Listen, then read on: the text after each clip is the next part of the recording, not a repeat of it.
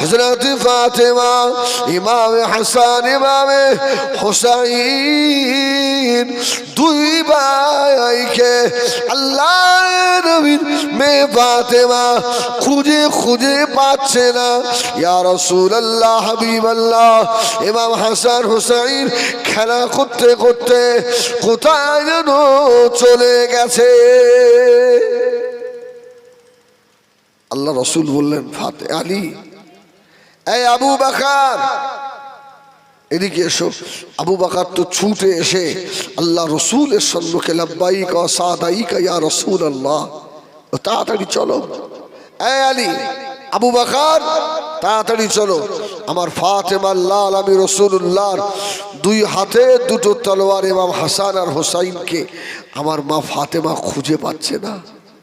আচ্ছা, হাসান হোসেন কোথায় আছেন এ খবর আমার রাসূলুল্লাহর কাছে আসে না নেই? নবীর দেখার ক্ষমতা আছে না নেই? আল্লাহু আকবার, রাসূল সব জানেন।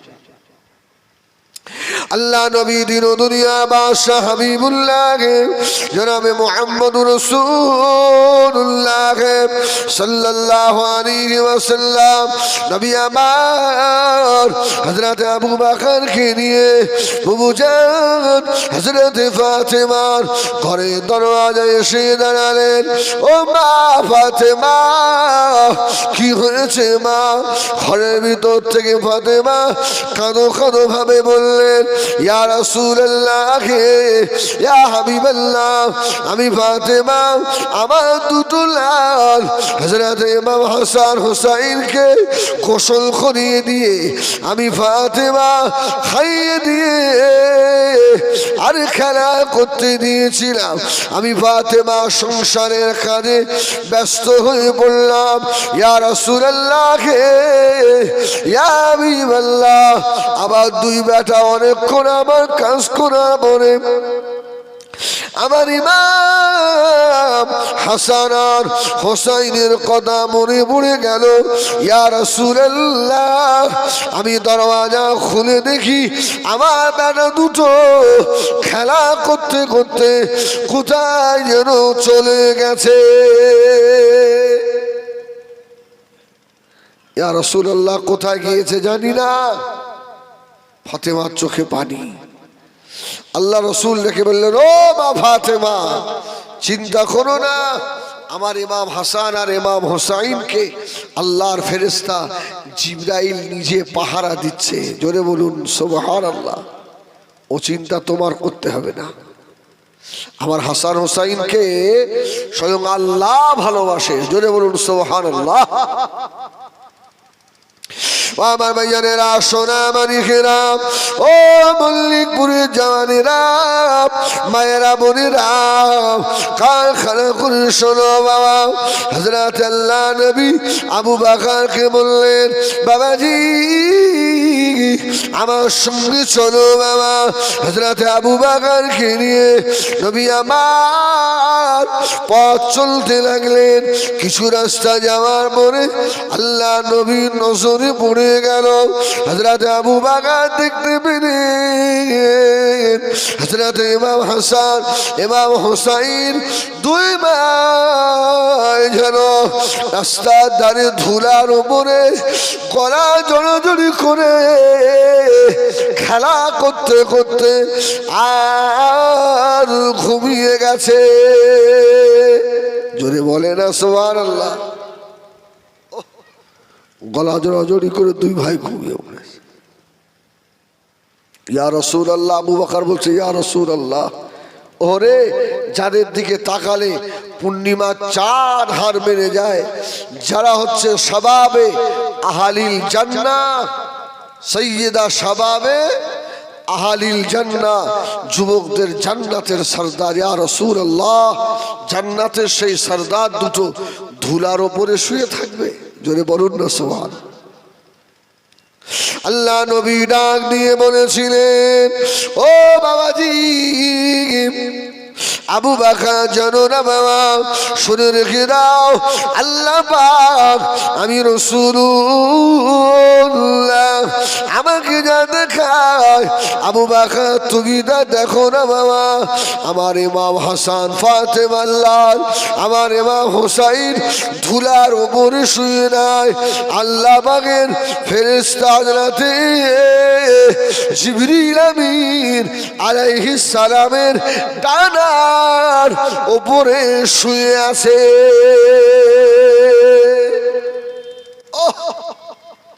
ওরা ধুলোয় নেই, ডানার উপরে। ইয়া রাসূলুল্লাহ ওদের গায়ে রৌদ্রের তাপ লাগছে।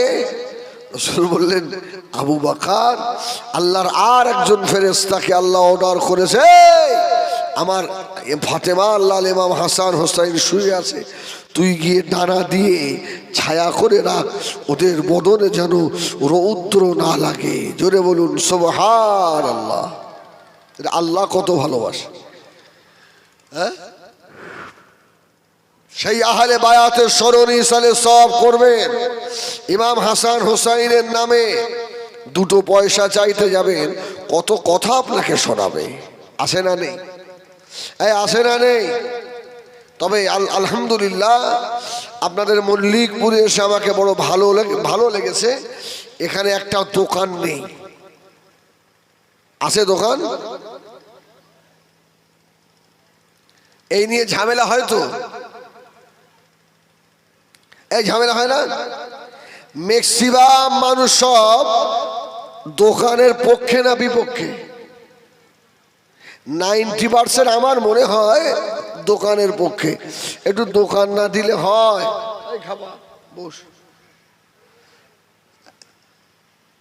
দোকান না দিলে ভালো লাগে? আল্লাহু আকবার। না, আমার মল্লিকপুরবাসী অনেক ভালো, আলহামদুলিল্লাহ, এরা অনেক ভালো। একটা দোকান নেই। আমার ভাইরা এইভাবে জলসা চালিয়ে যাবেন। এই জলসা যদি দোকান থাকতো এতগুলো মানুষ পাওয়া যেত না। ওখানে কেউ বিড়ি টানতো, কেউ খৈনি খাইতো, কেউ পান খেত, এর হতো না। আল্লাহ শকর, আল্লাহর রহমত বর্ষণ।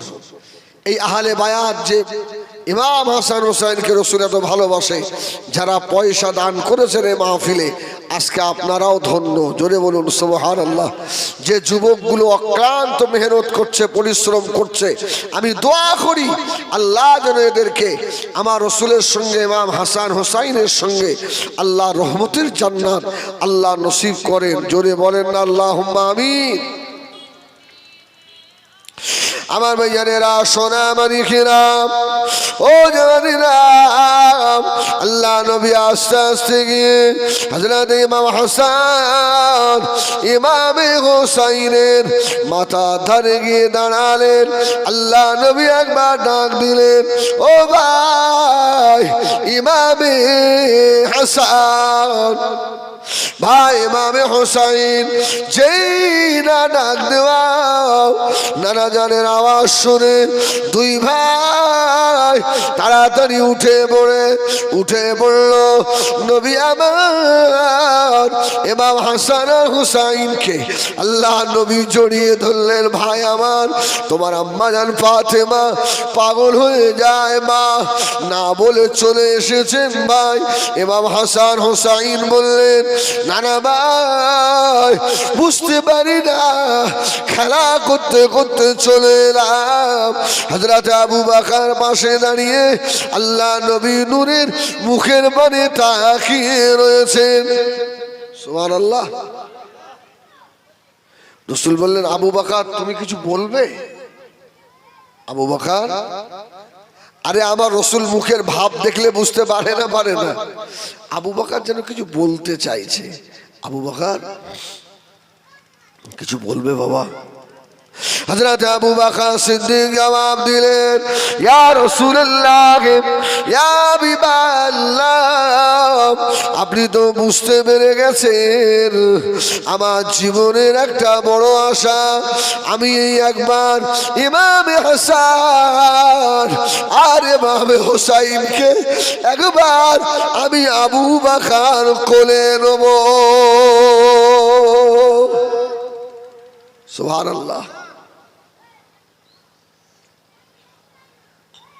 এদের দুই ভাইকে একটু কোলে নি।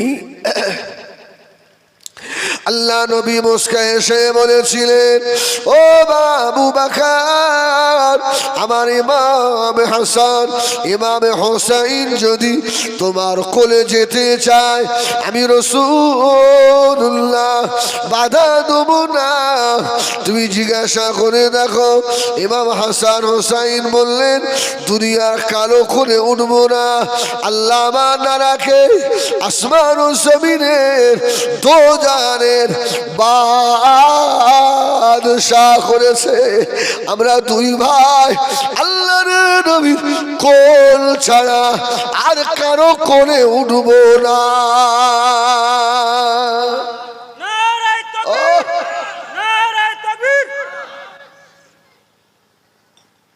ও আমার মেয়েরা, আল্লাহ নবী কোলে তুলে নিলেন।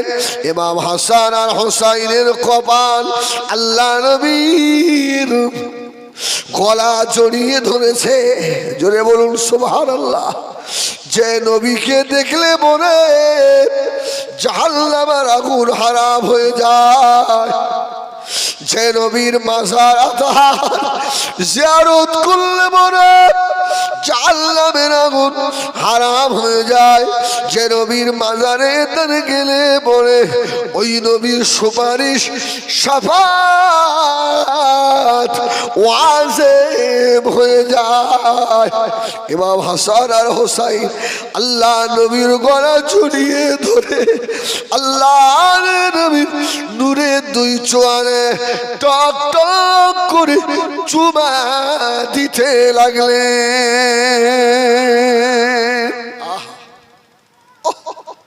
ইমাম হাসান হোসাইনেরও কপাল, জোরে বলেন না সুবহান, জোরে বলবেন না সুবহানাল্লাহ। দুই ভাই দুই চোয়ালে চুমু দিচ্ছে।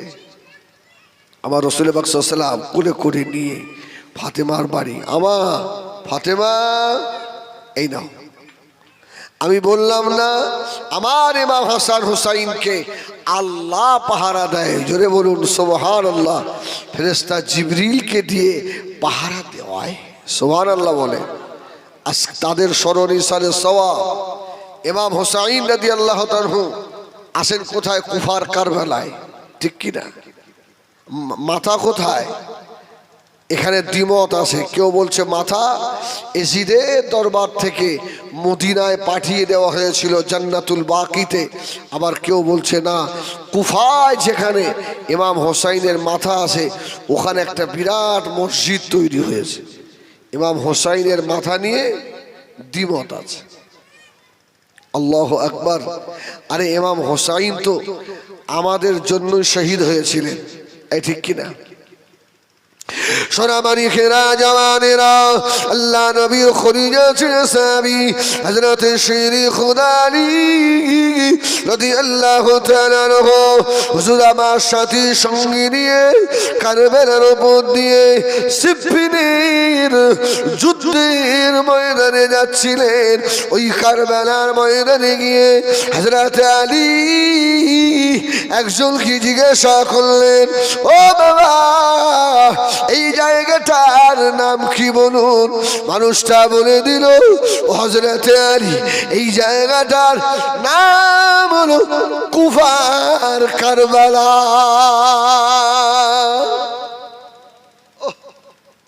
যেই বলেছে কারবালা, হযরত আলী ঝরঝর ঝরঝর ঝরঝর করে কাঁদছে। সঙ্গীরা বললেন, হুজুর কাঁদছেন কেন? বলে, বাবা, আমি আল্লাহ রসুলের জবান থেকে শুনেছি আমার কলিজার টুকরা আল্লাহ রসুলের উম্মতের জন্য এখানে শাহাদাত বরণ করবে। এটা সেই জায়গা। কোন জায়গা জানো? হযরত আলী আস্তে আস্তে আগিয়ে গেলেন। আগিয়ে গিয়ে একটা গাছের গোড়ায় বসলেন। ওই গাছটার নাম জানেন? গাছটার নাম হচ্ছে হানজাল গাছ। কি গাছ? হানজাল। হযরত আলী আস্তে আস্তে গিয়ে কুফার কারবালার ময়দানে ওই হানজাল নামক গাছের গোড়ায় বসে দুটো হাত তুলে আল্লাহ পাকের দরবারে অঝর নয়নে কাঁদতে লাগলেন। আয় আল্লাহ, এই সেই কারবালা আমার কলিজার টুকরা হোসাইন এই জায়গায় শাহাদাত বরণ করবে। আল্লাহ, আমার বেটা হুসাইনের রক্তে এই কারবালার মাটি লাল হয়ে যাবে, পিপাসাক্ত অবস্থায় শহীদ হবে। আয় আল্লাহ, এই হানজাল কাছের গোড়ায় বসে আমি রাসূলুল্লাহ জামাতা ইমাম হুসাইনের বাপ দোয়া করি, ওই দিনে আমার বেটা হুসাইন যেন ধৈর্য হারা না হয়ে যায়। আল্লাহ নবীর উম্মতের জন্য যেন নিজের জানটাকে কুরবান করে দিতে পারে। সেই আহলে বায়াত রিসালে সবের যারা দুশ্মনী করে, এরা ইমাম হাসান হোসাইনের সঙ্গে রসুল আলী ফাতেমার সঙ্গে দুশ্মনী করলো। সাহায্য করতে না পারো বাবা, দুশ্মনী করুনি। নবী আমার ফাতেমাতুজ জাহরার লালকে ঘরে ফিরিয়ে নিয়ে আল্লাহ নবী ইমাম হাসান ইমাম হোসাইনকে নিয়ে বসে আছেন। আল্লাহ নবীকে ইমাম হাসান জিজ্ঞাসা করলেন, নানু ভাই একটা কথা আমি জিজ্ঞাসা করব। রাসূল বললেন, কি কথা? বড় ভাই বলে ফেলো, বলে ফেলো। ইমাম হাসান বলছে, না না, আপনি কাকে বেশি ভালোবাসেন বলেন? সুবহানাল্লাহ বলেন। এই আওয়াজ অন্য জায়গায় একরকম শুনেছেন, আজকে আর একরকম শুনবেন। সুবহানাল্লাহ বলেন। আল্লাহ রসুল বলল, বড় ভাই আমি তোমাদের দুই ভাইকে সমান ভালোবাসি। সুবহানাল্লাহ বলেন। ইমাম হাসান বলছে, না নানু ভাই, এর কম বেশি আছে, হবে না। আল্লাহ নবী দিন ও দুনিয়ার বাদশাহ জনাবে মুহাম্মদুর রাসূলুল্লাহ সাল্লাল্লাহু আলাইহি ওয়াসাল্লাম আল্লাহ নবী বলেছিলেন, ও বড় ভাই হযরত ইমাম হাসান একবার কলমা পড়ো দেখি। হযরত ইমাম হাসান পড়লেন কলমা লা ইলাহা, আরে জোরে জোরে লা ইলাহা লা ইলাহা ইল্লাল্লাহ মুহাম্মাদুর রাসূলুল্লাহ সাল্লাল্লাহু আলাইহি ওয়াসাল্লাম। এবার হাসান বলছে, না না কি হলো? রাসূল বলছে, এই হোসাইন তুমি একবার পড়ো তো। সুবহানাল্লাহ বলেন। হোসাইন পাশে দাঁড়িয়ে হোসাইনও পড়লেন লা ইলাহা ইল্লাল্লাহ মুহাম্মাদুর রাসূলুল্লাহ। রাসূল বললেন, বড় ভাই তুমিও কলমা পড়লে আর ছোট ভাইও পড়লো, এর মধ্যে কি বেশি কম আছে নাকি? সুবহানাল্লাহ বলেন। রাসূল কি সুন্দর করে বোঝাচ্ছে দেখেন। এই আদু ভাই কারে কি বলি বলেন, সব তো আমার সব সব চিনি তো আমি। আল্লাহ, এই রাসূলুল্লাহ বললেন, এই হাসান এর মধ্যে বেশি কম না নানু ভাই, সব সমান। জোরে বলুন সুবহানাল্লাহ। ইমাম হাসান শুনছে না, না না না তাও মনে হয় বেশি কম আছে। সুবহানাল্লাহ সুবহানাল্লাহ। হযরত ফাতেমা দূর থেকে দেখছেন, ফাতেমা আর ইমাম হাসান আর হোসাইনের দিকে তাকিয়ে ফাতেমা বড় বড় চোখ বার করছে। আমার আব্বাকে জ্বালাচ্ছিস? সুবহানাল্লাহ বলে। আমার আব্বা দিন দুনিয়ার বাদশা আমার বাড়িতে এসেছে, হ্যাঁ তোরা দুই ভাই সেই থেকে আমার আব্বা রাসূলুল্লাহকে এত কষ্ট দিচ্ছিস, একের পর এক প্রশ্ন করেই যাচ্ছিস। এভাবে হাসান আল্লাহ রসুলকে ডাকছে, নানু ভাই নানু ভাই দেখেন না আপনার মেয়ে, দেখেন না কেমন চোখ বার করছে। সুবহানাল্লাহ বলে। আপনার মেয়ে আমাদের দুই ভাইকে চোখ দেখাচ্ছে। আহা হা, সুবহানাল্লাহ সুবহানাল্লাহ। আমার ভাইজানেরা সোনা মানিকেরা নবী আমার দয়া নবী ঘুরে তাকালেন ও মা ফাতেমা শোনো মা আমার ইমাম হাসান আর ইমাম হোসাইনের দিকে চোখ বড় করো না মা ওরা আমাকে জানাতন করে না মা আমাকে প্রশ্ন করলে আমি রাসূলুল্লাহ আমাকে যে বড় ভালো লাগে ও মা ফাতেমা তুমি জানো না মা আমি রাসূলুল্লাহ আমি যা দেখি তুমি তা দেখো না মা আমি রাসূলুল্লাহ দেখতে পাই আসমান থেকে নিয়ে জমিন পর্যন্ত আল্লাহ পাকের ফেরেশতারা আমার ফাতেমার লাল ইমাম হাসান আর ইমাম হুসাইনের মুখের পানে তাকিয়ে রয়েছে জোরে বলো ফাতেমা তুমি চোখ দেখাচ্ছ আরে ফাতেমা বলে আব্বা আপনারা কত কষ্ট একটু মেয়ের বাড়ি এসছেন আরাম করবেন তা এই দুইজনের জন্য আপনার আরাম হয় না আমার রাসূল বলল ফাতেমা রে ইমাম হাসান হোসেন আসার আগে আল্লাহ এদেরকে কবুল করে নিয়েছেন সুবহানাল্লাহ বলে না একটু জোরে বলে না এরা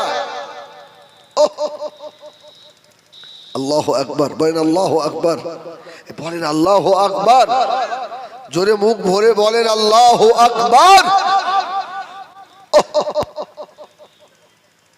আমার ভাইজানেরা সোনা মানিকেরা নবী আমার দিন দুনিয়া বাদশাহ জনাবে মুহাম্মদুর রাসূলুল্লাহ সাল্লাল্লাহু আলাইহি ওয়াসাল্লাম আল্লাহ নবী আবার ডাকলেন ভাই ইমাম হাসান তোমার কি এখনো বিশ্বাস হয় না ইয়া রাসূলুল্লাহ এখনো মনে হয় একটু বেশি কম আছে রাসূল বললেন এক কাজ করো এই হাসান মদিনার খাজুর বাগান থেকে একটা খাজুরের পাতা ছিঁড়ে নিয়ে এসো যাও সুবহানাল্লাহ বলেন খাজুরের পাতা তো মক্কা মদিনার খাজুর গাছ তো আমাদের মতো নয় মক্কা মদিনার খাজুর গাছের পাতাগুলো মোটা মোটা চটা চটা পাতা মোটা মোটা পাতা হ্যাঁ আমরা গতবারেও গেছিলাম আল্লাহ চাইতে এবারেও যাবো হযরতে সালমান ফার্সির সেই খাজুর বাগানে সুবহানাল্লাহ গেলেই তো কলজে ঠান্ডা হয়ে যায় সালমান ফার্সির খাজুর বাগান ইমাম হাসান একটা পাতা নিয়ে এসছে রাসূল বলল আর একটা নিয়ে এসে যাও আর একটা পাতা দুটো পাতা নিয়ে এলো রাসূল বলল ভাই হাসান এই পাতার উপরে আগে তুমি কলমাটা লিখে দাও তো সুবহানাল্লাহ বলবেন না ইমাম হাসান সুন্দর করে জির জাবার পেশ দিয়ে সুন্দর করে কলমা লিখেছে রাসূল বলল হোসাইন এবার তুমি লেখো তো ইমাম হোসাইনও লিখেছে রাসূল পাক সাল্লাল্লাহু আলাইহি ওয়াসাল্লাম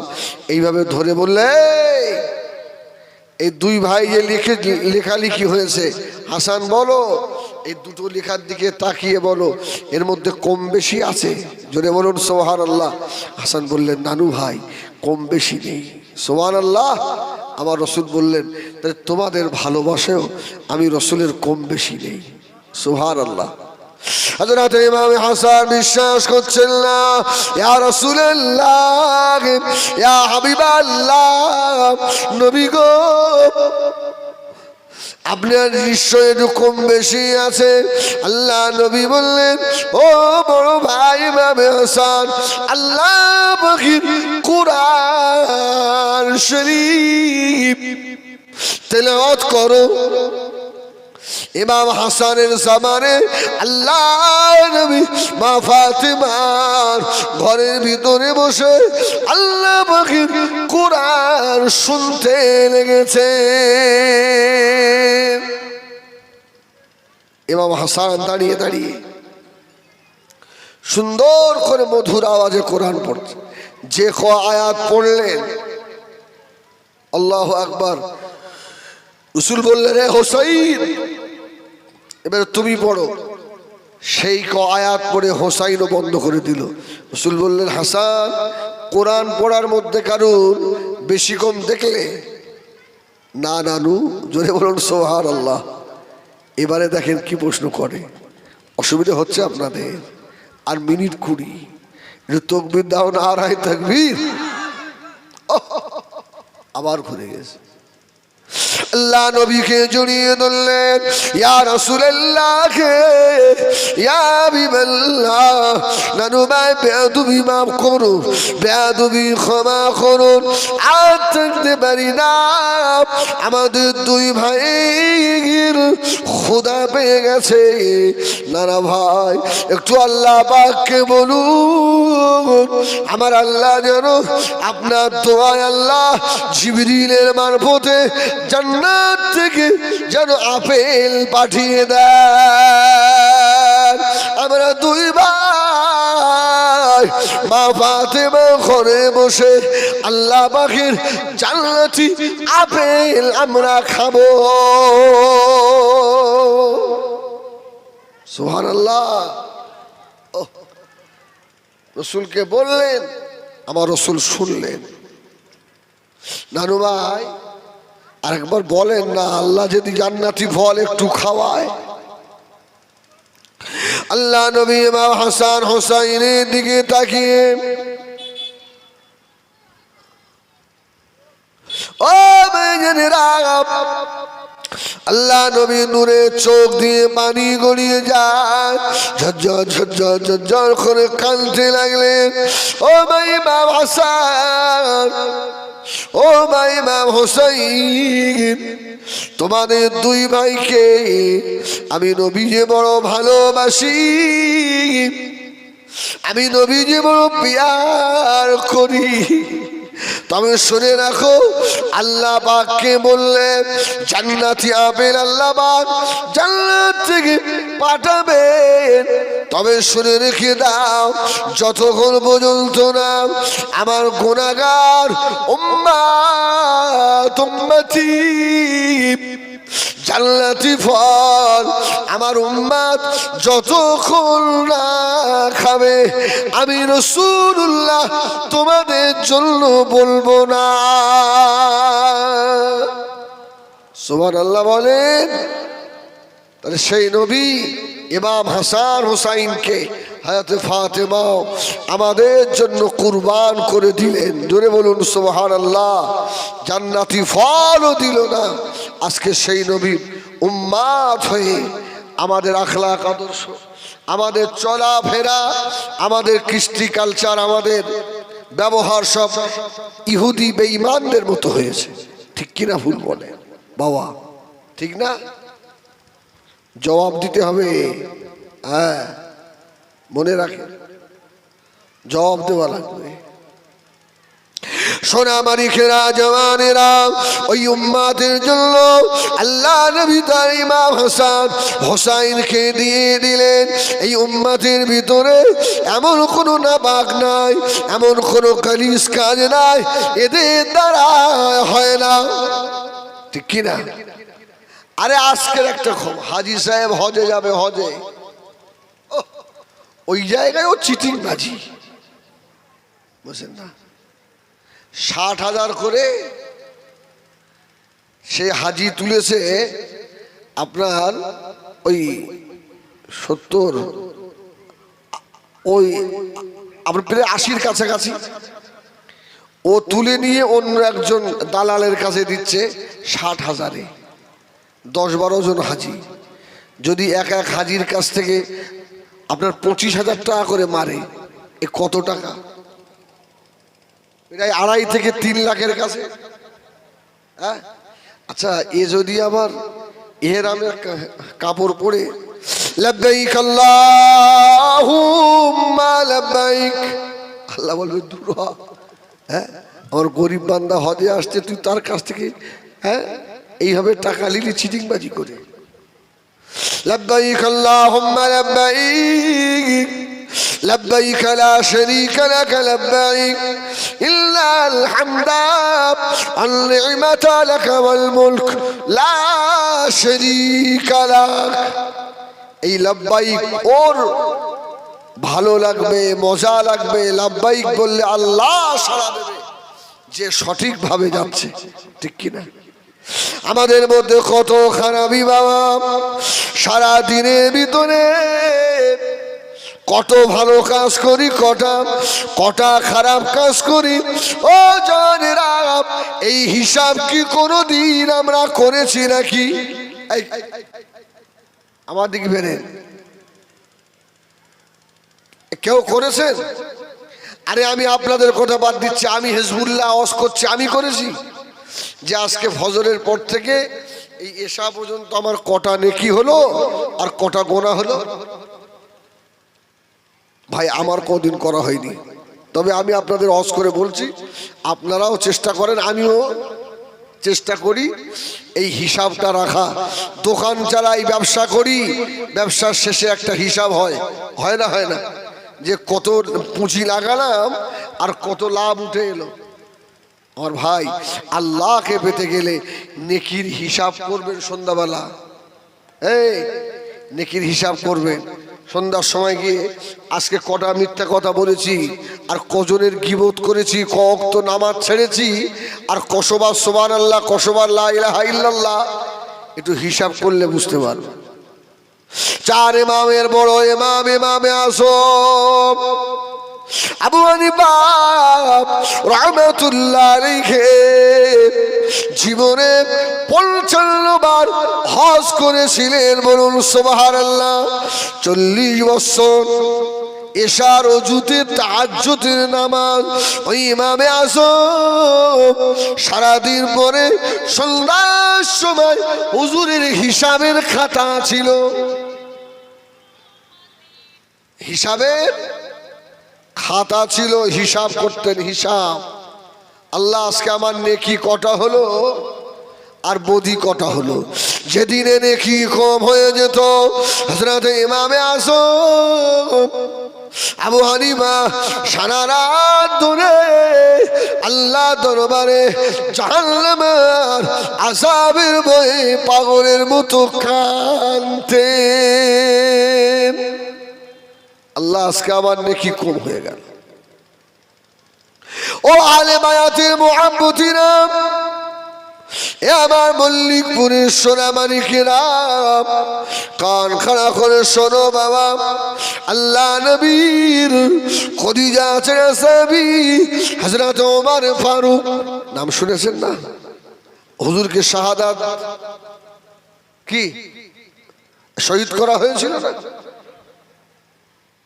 নামাজি হালতে? তো এ ঘটনা তো মুখস্থ, ও বলবো না। আরে ওমরকে শহীদ করা হয়েছিল নামাজে।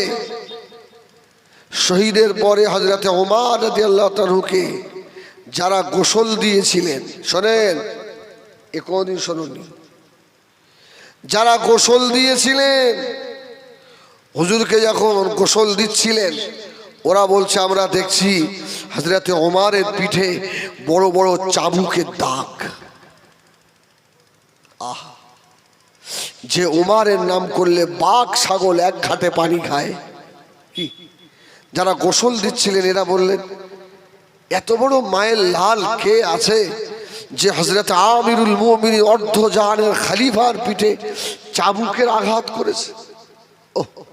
ওরা পানি ঢেলছিল আর খুব আফসোস করছিল, আহারে উমরের গায়ে চাবুকের আঘাত।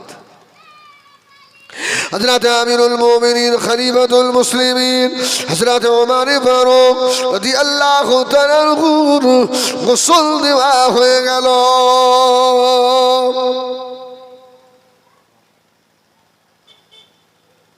একবার দরুদ শরীফ আল্লাহুম্মা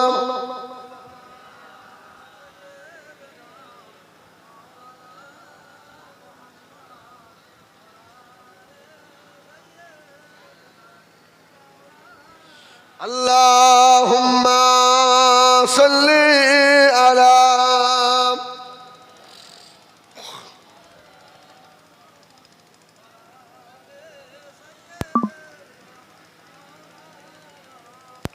ও আমার বাবারা সোনামানিকেরা, আল্লাহ নবী তো কলিজা আছে সাহাবী হযরত ওমর ফারুক রাদিয়াল্লাহু তাআলা আনহুর গোসল দেওয়া হয়ে গেল।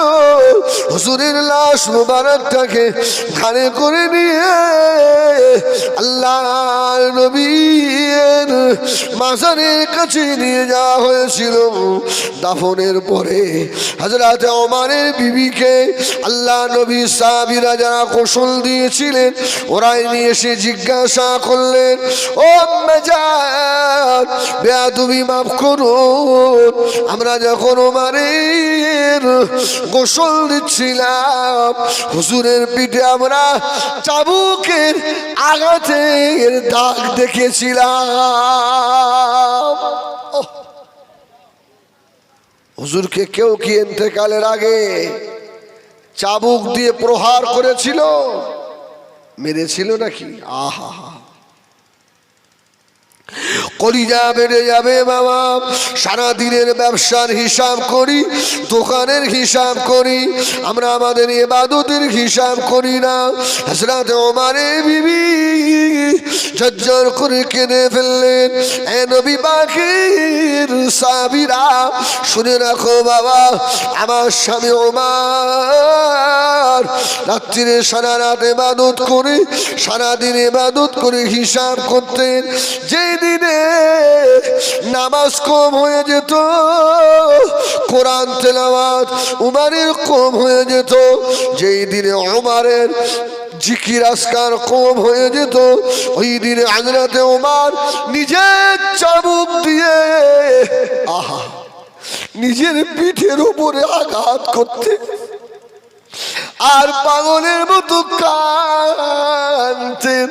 আল্লাহ, আমি ওমর জাহান্নামের আগুন আমি সইতে পারবো না। আল্লাহ, আল্লাহ ওমরের এই শরীর জাহান্নামের সর ক্ষমতা নাই। আল্লাহ, আল্লাহ আপনি ওমরকে ক্ষমা করে দেন, ওমরকে মাফ করে দেন, আল্লাহ ক্ষমা করে দেন।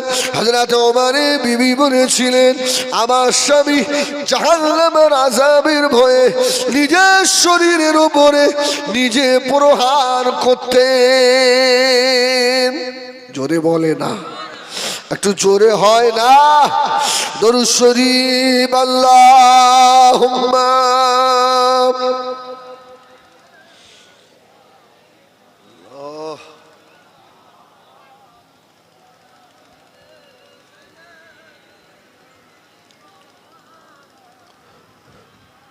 मेहमान नज़ल ही सीने में है, मैं हो मेरा दिल मदीने में है। फूल तो फूल काटूं क्या हुस्न है, लुत्फ जन्नत से बढ़कर मदीने में है।